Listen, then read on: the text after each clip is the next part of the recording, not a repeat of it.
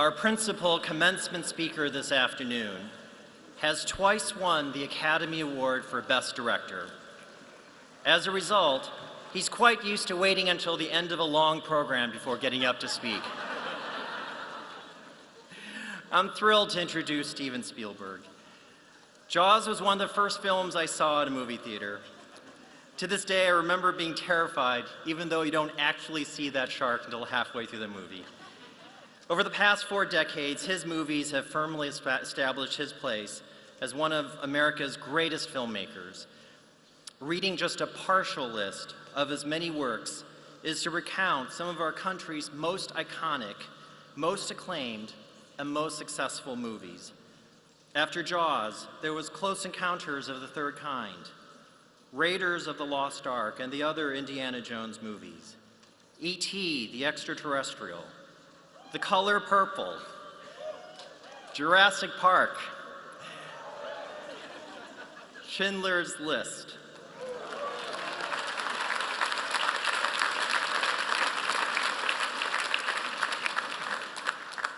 Amistad,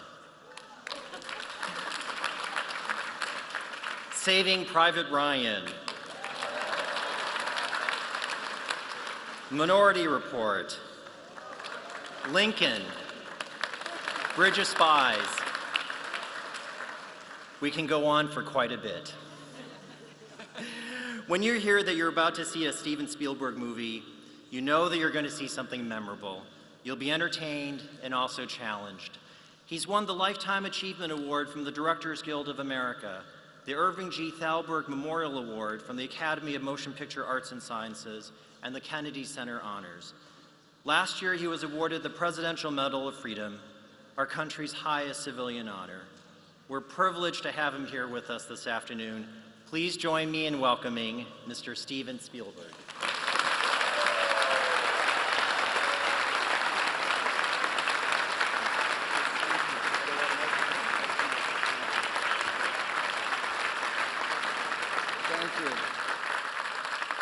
Thank you, President Faust and Paul Choi, thank you so much. It's an honor and a thrill to address this group of distinguished alumni and supportive friends and cavelling parents. We've all gathered to share in the joy of this day, so please join me in congratulating Harvard's class of 2016.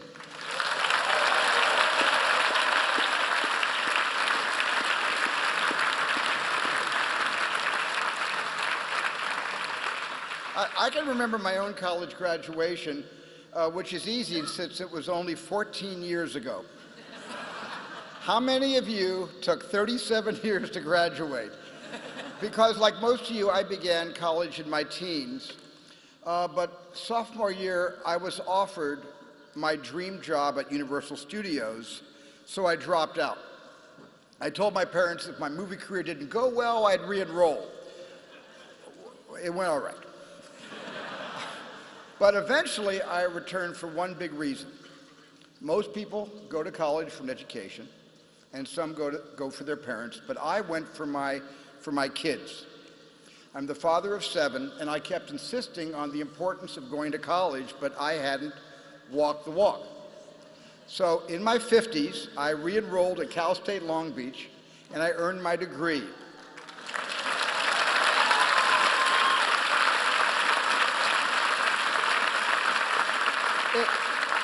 I just have to add, it helped that they gave me course credit in paleontology for the work I did on Jurassic Park. That's 3 units for Jurassic Park, thank you. Well, I left college because I knew exactly what I wanted to do, and some of you know too, but some of you don't. Or maybe you thought you knew, but are now questioning that choice. Maybe you're sitting there trying to figure out how to tell your parents that you want to be a doctor and not a comedy writer. Well, what you choose to do next is what we call in the movies the character-defining moment.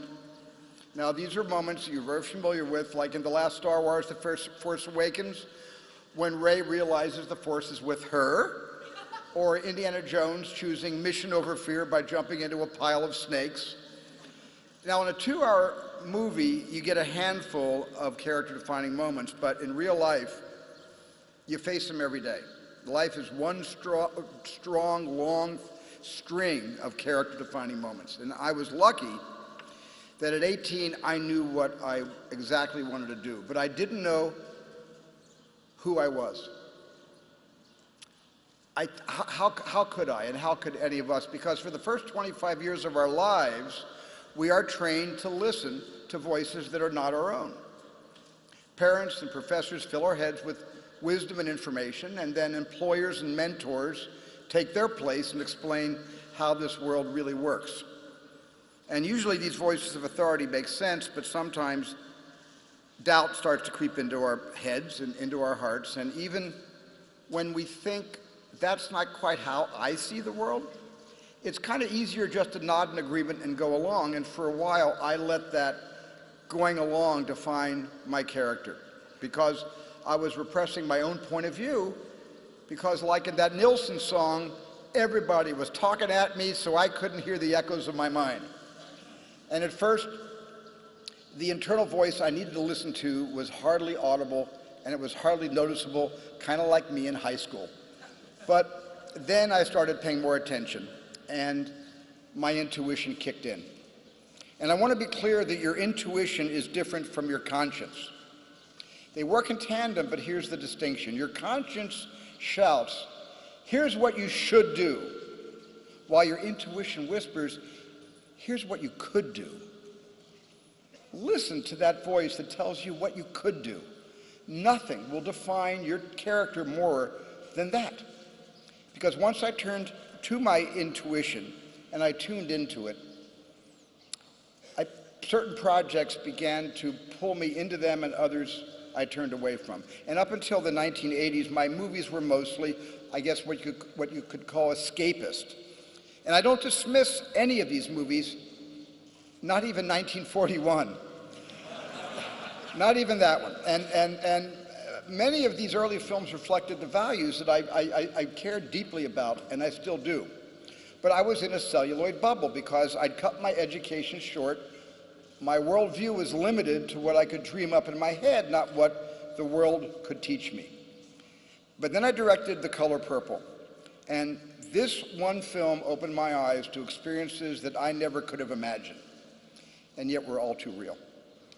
This story was filled with deep pain and deeper truths, like when Shug Avery says, everything wants to be loved.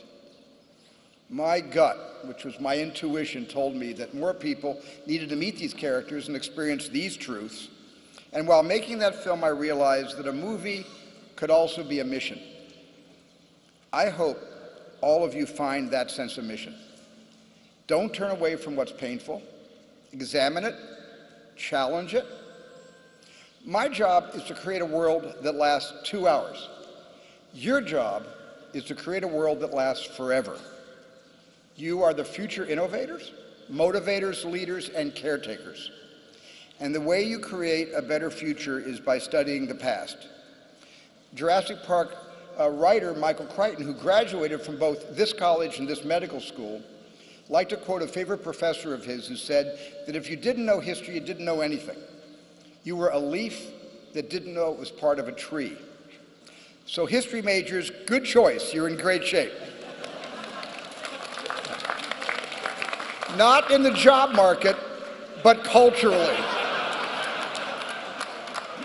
The rest of us have to make a little effort. Social media that we're inundated and swarmed with is about the here and now. But I've been fighting and fighting inside my own family to get all my kids to look behind them, to look at what already has happened. Because to understand who they are is to understand who we were and who their grandparents were, and then what this country was like when they emigrated here. We are a nation of immigrants, at least for now. So,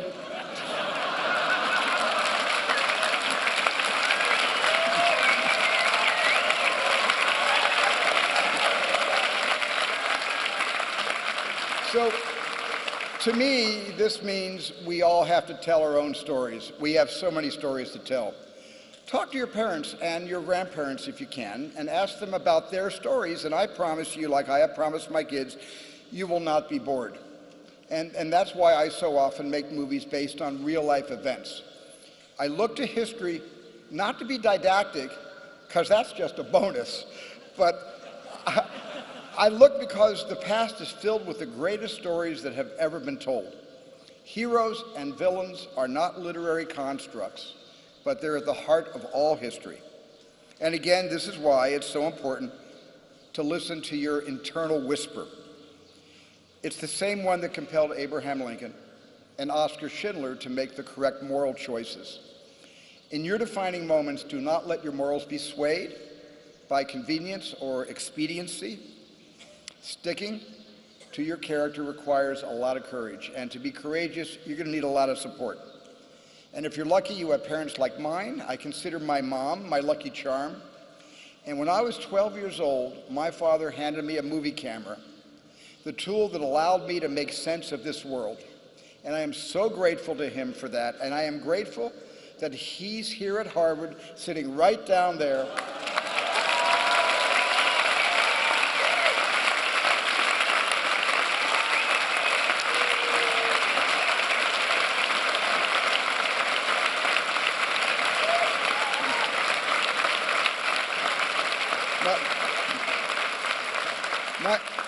My dad is 99 years old,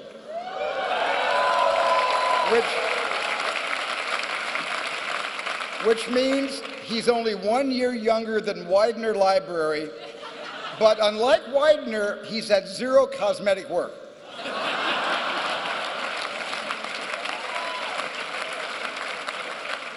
And Dad, there's a lady behind you, also 99. I'll introduce you after this is over, okay? Great.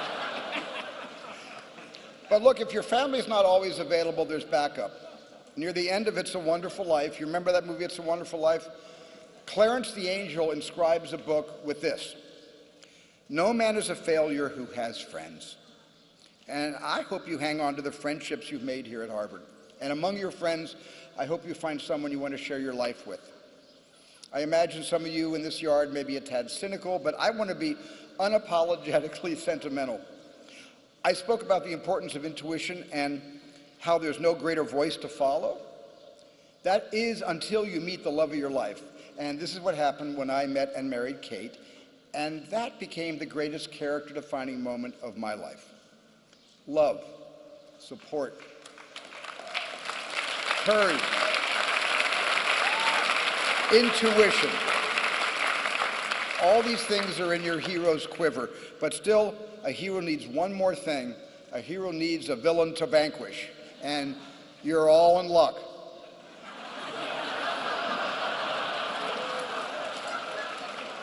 This world is full of monsters, and there's racism, homophobia, ethnic hatred, class hatred, there's political hatred, and there's religious hatred. As a kid, I was bullied for being Jewish. This was upsetting, but compared to what my parents and grandparents had faced, it felt tame, because we truly believed that anti-Semitism was fading, and we were wrong. Over the last 2 years, nearly 20,000 Jews have left Europe to find higher ground. And earlier this year, I was at the Israeli embassy when President Obama stated the sad truth. He said, "We must confront the reality that around the world anti-Semitism is on the rise. We cannot deny it." My own desire to confront that reality compelled me to start in 1994 the Shoah Foundation, and since then we've spoken to over 53,000 Holocaust survivors and witnesses in 63 countries and taken all their video testimonies.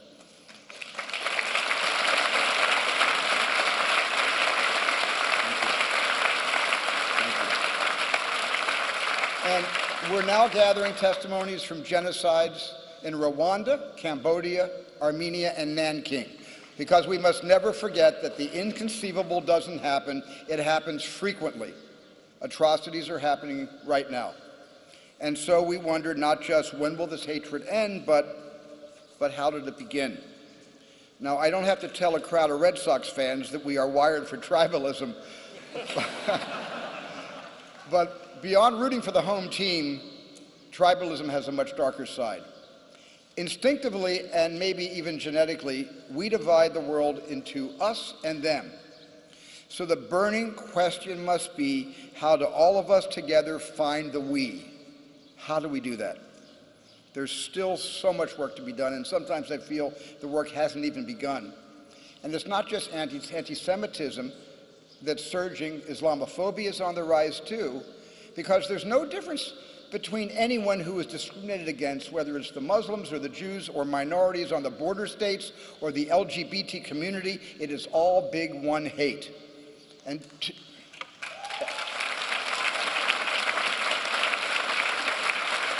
to me, and I think to all of you, the only answer to more hate is more humanity. We gotta repair. We have to replace fear with curiosity. Us and them will find the we by connecting with each other and by believing that we're members of the same tribe and by feeling empathy for every soul, even Yaleys. And no, it's okay. My son graduated from Yale, thank you. And make sure this,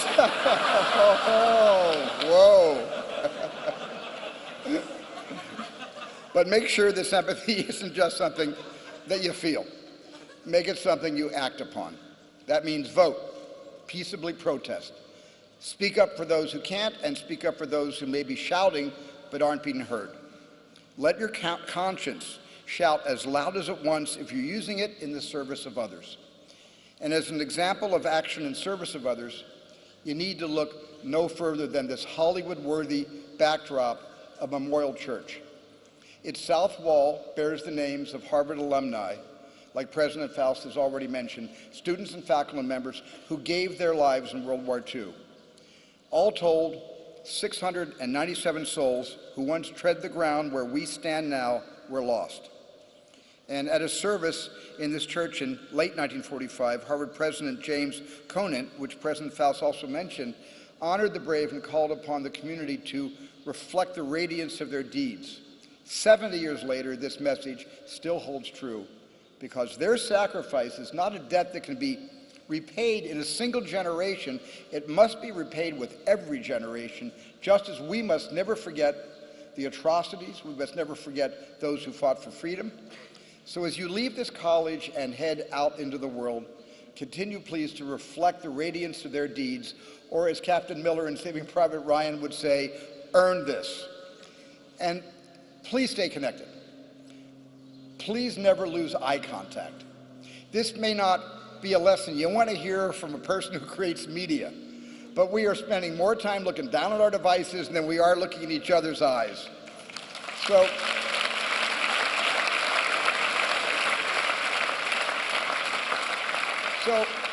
forgive me, but let's start right now. Everyone here, please find someone's eyes to look into. Students and alumni, and you too, President Faust. All of you turn to someone you don't know or don't know very well. They may be standing behind you or a couple of rows ahead. Just let your eyes meet. That's it. That emotion you're feeling is our shared humanity mixed in with a little social discomfort. But if you remember nothing else from today, I hope you remember this moment of human connection. And I hope you all had a lot of that over the past 4 years, because today you start down the path of becoming the generation on which the next generation stands. And I've imagined many possible futures in my films, but you will determine the actual future, and I hope that it's filled with justice and peace. And finally, I wish you all a true Hollywood-style happy ending. I hope you outrun the T-Rex, catch the criminal, and for your parents' sake, maybe every now and then, just like E.T., go home.